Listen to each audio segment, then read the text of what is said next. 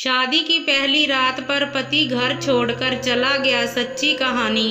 शादी की रात जब मैं अपने पति का इंतज़ार कर रही थी तो वह अंदर आए और मुझसे एक अजीब बात कह दी, बिना मुझे देखे, बिना मुझसे बात करे। तुम बिल्कुल भी अच्छी खूबसूरत नहीं हो, मैं तुम्हें बिल्कुल भी पसंद नहीं करता। पर मैं अपने घर में और मैं अपने पूरे परिवार में बहुत ही निहारती खूबसूरत लड़की थी। पर जब मैंने उनसे बात करना चाही तो उन्होंने मेरा हाथ वहीं पर रोक दिया और फिर बिना कुछ कहे कमरे से बाहर चले गए। और फिर मैंने बाद में सुना कि वह विदेश चले गए।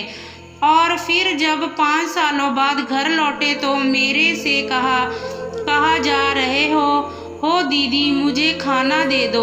मेरे तो कदमों तले ज़मीन निकल गई। अगले ही पल मेरे अंकल के यहाँ से मेरे लिए एक रिश्ता आया। लड़के की शहर में नौकरी थी और वह बहुत ही शरीफ और खूबसूरत लड़का था। मेरी माँ को ये रिश्ता बहुत पसंद आया। उन्होंने फ़ौरन हाँ कर दी। मम्मी पहले ही मुझसे जान छुड़वाना चाहती थी क्योंकि मेरे पापा इस दुनिया में नहीं थे। मैं बचपन से उनके घर में पल रही थी और उन पर बोथी। ऊपर से रिश्ता अच्छा तो जल्दी शादी हो गई। शादी से पहले सिर्फ एक बार मैंने अपने होने वाले पति को देखा था और वह मुझे बहुत पसंद आए थे। मैं दिल ही दिल में बहुत भगवान का शुक्र मना रही थी कि मुझे ऐसा अच्छा पति मिल रहा है। लेकिन मुझे मालूम नहीं था कि मेरी ज़िंदगी का अब बुरा दिन शुरू होने वाला है। शादी की पहली रात विदाई के बाद मेरी सास ने मुझे मेरे पति के कमरे में ले गई। रुक्मिनी, आज से इस घर को अपना घर समझो। तुम मेरी बेटी हो, बहू नहीं, और मुझे तुम अपनी माँ समझना, सास नहीं। मेरी सास ने मुझे कमरे पर बिठाते हुए कहा तो मैं खुशी से शर्मा गई। इतनी अच्छी सास मिली थी मुझे, मैं तो हैरान थी। मेरी सास मुझे वहाँ बैठाकर चली गई। मैं काफ़ी देर तक अपने पति का इंतज़ार कर रही थी मगर वह नहीं आए। यहाँ तक कि रात के 3 बज गए। मैं इतनी परेशान हो गई कि मेरी समझ में कुछ नहीं आ रहा था क्योंकि रात बहुत हो गई थी। उस वक्त तो गांव वाले के औरतों के लिए खेत में जाने का समय हो जाता है फ्रेश होने के लिए। फिर अचानक से दरवाज़ा खुला और मेरे पति अंदर आ गए। मैं संभल कर बैठ गई। इस तरह इंतज़ार में थी कि वह मेरा अब घूंघट उठाएंगे, लेकिन ऐसा कुछ नहीं हुआ। दुनिया की सबसे बदसूरत लड़की हो, मैं तुम्हें देखना नहीं चाहता। अचानक है उनकी आवाज़ मेरे कानों में टकराई तो मेरी तो जान ही निकल गई। ऐसा लग रहा था कि मैं एक जिंदा लाश बन गई हूँ। मेरे पति ने मुझसे ऐसी बात बोली थी जिसकी मैं उम्मीद नहीं कर सकती थी क्योंकि मैं तो अपने रिश्तेदारों में सबसे हसीन लड़की थी। उन्होंने मुझे देखे बगैर ही मुझ पर बदसूरत का इल्ज़ाम लगा दिया था और मैं इस बात पर हैरान थी कि मुझे लगा शायद उन्होंने मुझे नहीं देखा है और किसी ने मेरे खिलाफ उनके कान भर दिए हैं कि वह बदसूरत है। ये सोचकर मैंने घूंघट पलटना चाहा लेकिन उन्होंने अपने हाथ से मेरा हाथ रोककर मुझे ऐसा करने से मना कर दिया। उन्होंने कहा, तुम मेरे लिए सबसे बदसूरत लड़की हो और मुझे कभी अपनी शक्ल नहीं दिखाना। उन्होंने एक बार फिर मुझे डांट कर कहा कि तुम मुझे अपनी शक्ल फिर दोबारा नहीं दिखाना। मेरा दिल तो मानो टूट ही गया। मेरे ऊपर तो आसमान टूटकर गिर चुके थे। मेरे पति उठकर वहाँ से बाहर चले गए। मेरी आंखों में नींद हराम हो गई। मैं सारा दिन की थकी हुई थी और मेरी रात भी काली हो गई। सुबह आरती की आवाज़ पर मेरी आंख खुल गई। उठकर मैंने नहाया और धोए, फिर पूजा किया। मुझे लगा कि वह घर के किसी दूसरे कमरे में जाकर सो गए हैं। नए कमरे से बाहर भी निकल कर आई थी। शर्म के मारे मेरी सास क्या सोचेगी, मेरा पति शादी वाले दिन ही दूसरे कमरे में जाकर सो गया। थोड़ी देर बाद मेरी सास भी जाग गई। उन्होंने दरवाज़ा खटखटाया। मैं उनकी आवाज़ सुनकर परेशान हो गई कि अपनी सास को क्या जवाब दूंगी। रुक्मणी बेटा, वरुण कहाँ है? मैं तुम्हारे लिए चाय और नाश्ता लाई हूँ। मेरी सास के हाथ में चाय और पराठा से भरी हुई एक प्लेट थी। उन्होंने मेरे सामने रखते हुए वरुण के लिए सवाल किया तो मैंने नज़रें झुका ली। मुझे रोना आ रहा था। रुक्मणी बेटा, तुम मुझसे कुछ छिपा रही हो। वरुण कहाँ है? मेरी सास ने दोबारा सवाल किया तो मैं रो पड़ी। क्या हुआ रुक्मणी बेटा? इस तरह से क्यों रो रही हो? सब ठीक है ना मेरे साथ? मुझे यूं रोता हुआ देख तो परेशान हो गई। वह मेरे करीब आकर बैठ गई और मुझे दिलासा देते हुए बोली। मैंने बड़ी मुश्किल से अपने आंसुओं को अपने अंदर पिया और फिर बोलना शुरू किया। माँ जी, वो कल आए और मुझसे कहने लगे मैं बहुत बदसूरत लड़की हूँ। उन्होंने आज के बाद अपनी शक्ल ना दिखाऊं ऐसा कहने के बाद वह रात को यहाँ से चले गए और फिर उसके बाद नहीं आए। मैंने साफ साफ करते हुए अपनी सास को सब कुछ सच बता दिया, क्योंकि झूठ बोलना मुझे नहीं आता था। ऐसा कैसे हो सकता है? वह उन्हें बदसूरत कैसे क्या कह सकता है? तुम तो इतनी प्यारी हो, इतनी खूबसूरत हो, क्या उसने तुम्हें देखा नहीं? मेरी सास ने परेशानी से कहा। नहीं माँ जी, उन्होंने मेरी सूरत देखना भी गवारा नहीं। क्या मेरा घूंघट तक नहीं उठाया? और मैं जब अपने घूंघट उठाने लगी तो उन्होंने मेरा हाथ रोक दिया और कहा कि मैं कभी तुम्हें नहीं देखूंगा, और मुझे झड़पते हुए कहा कि तुम अपनी शक्ल मुझे कभी मत दिखाना। मैं अपने आंसू अपने डूबते हुए पल्लू से पोंछते हुए अपनी सास को ये बात बताई तो वह सोच में पड़ गई। माँ जी, क्या वह इस शादी से खुश नहीं थे?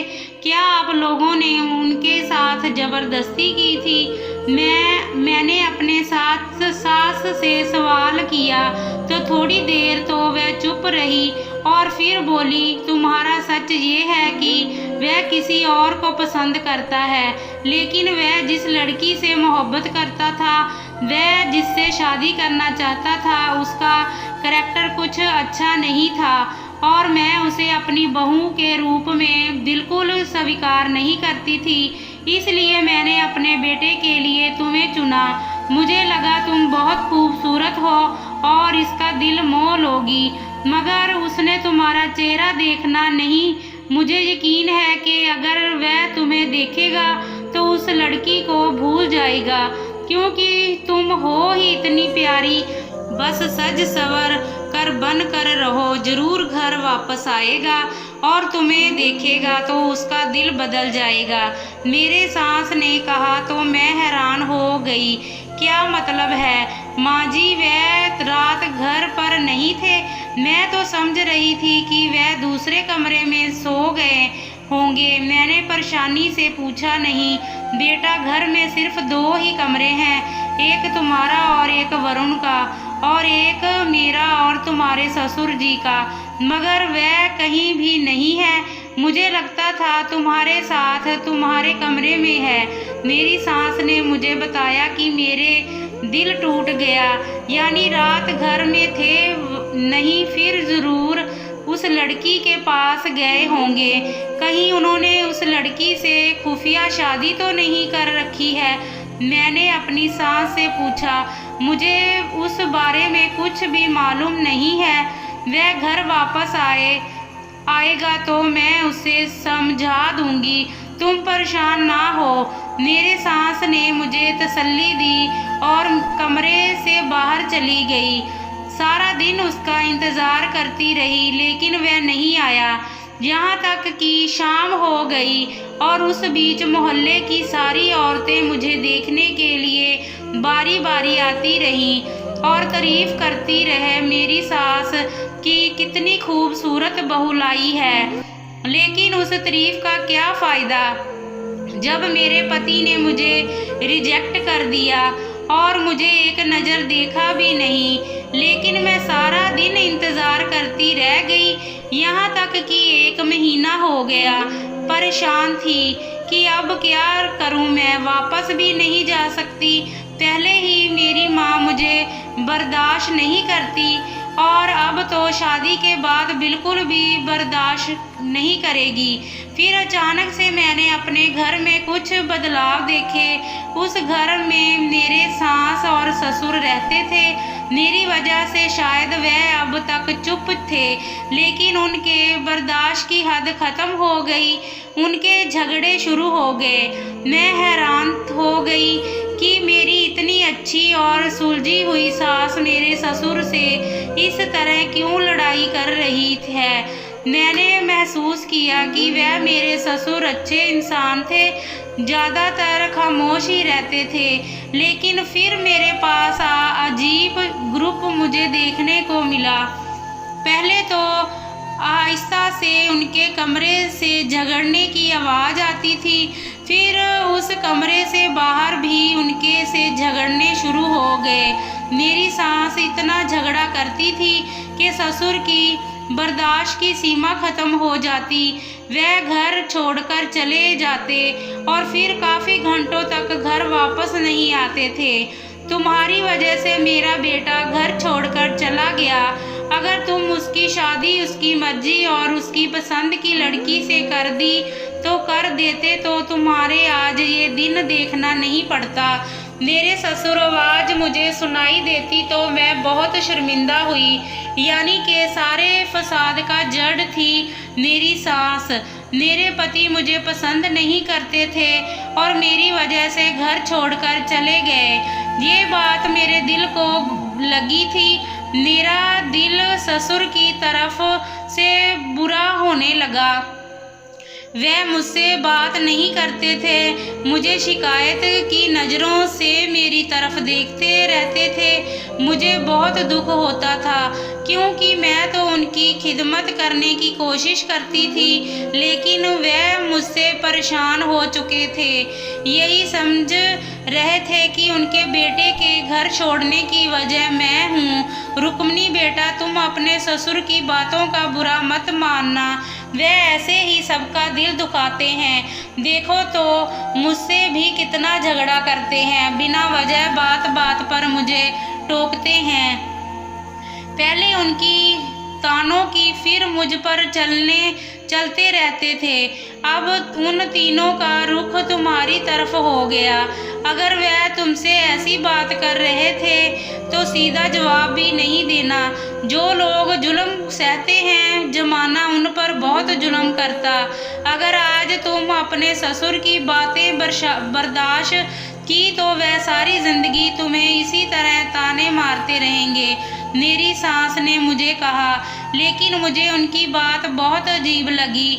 बजाय इसके कि वह मुझे कहती कि मैं उनको जवाब ना दूंगा, मुझे गलत सबक पढ़ा रही थी। मैं ऐसी तो हरगिज नहीं थी कि किसी बुजुर्ग को उनके मुंह पर जवाब दूं, इसलिए मैं चुप रहती। इस बीच मेरी सास मुझे दिलासा दिलाती रही कि मैं अपने ससुर के साथ बदतमीजी से पेश आऊं। मेरा दिल ऐसा करने को नहीं मानता था।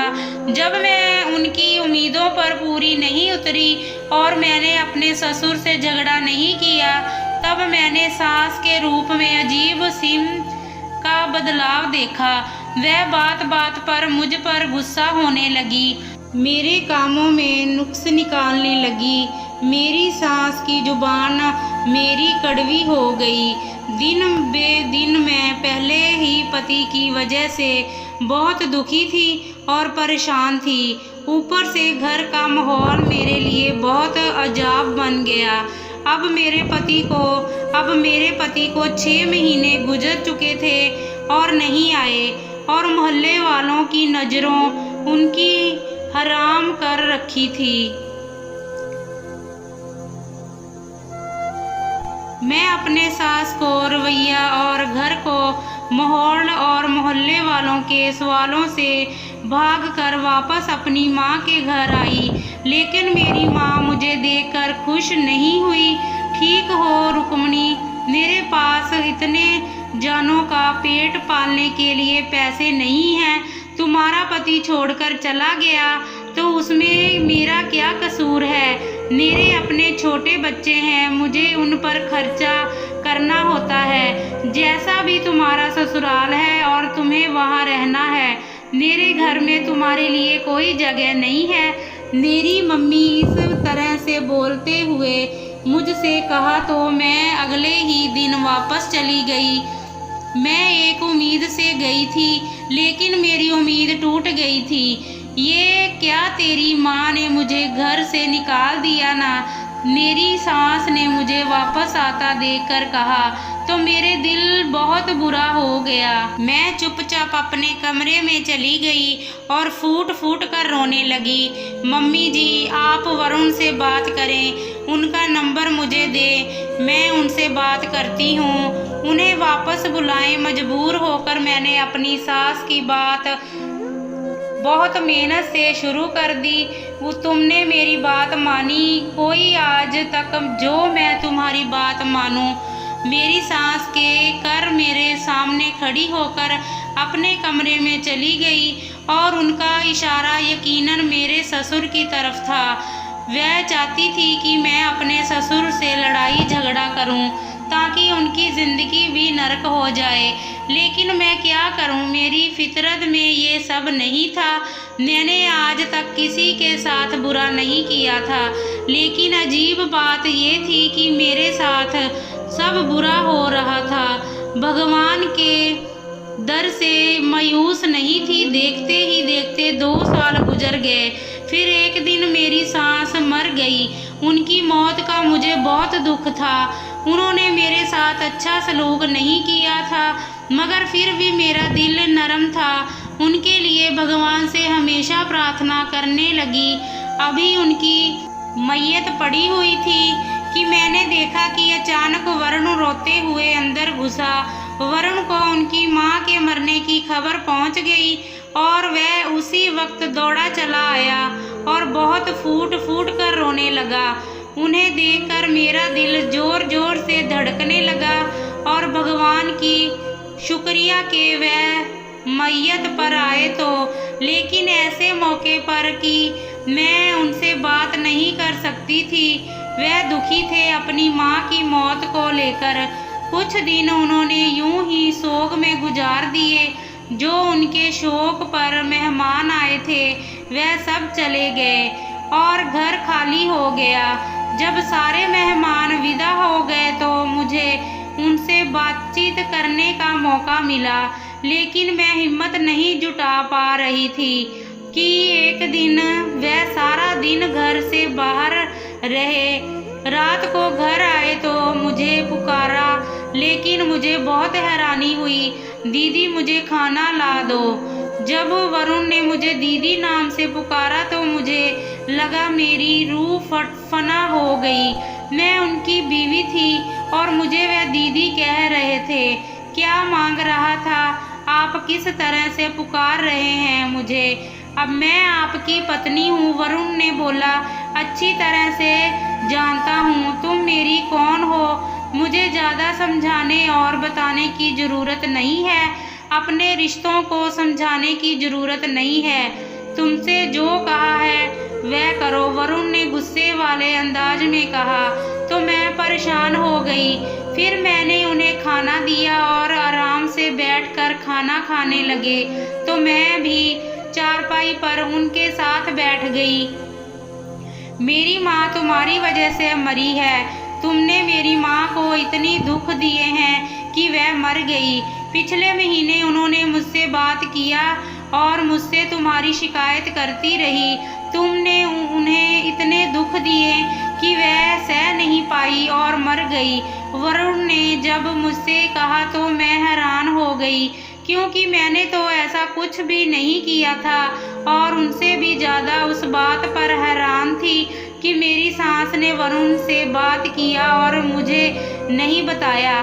पर बात करने के बाद मेरी शिकायत लगाई। आखिर उन्होंने मेरे साथ ये सब क्यों किया?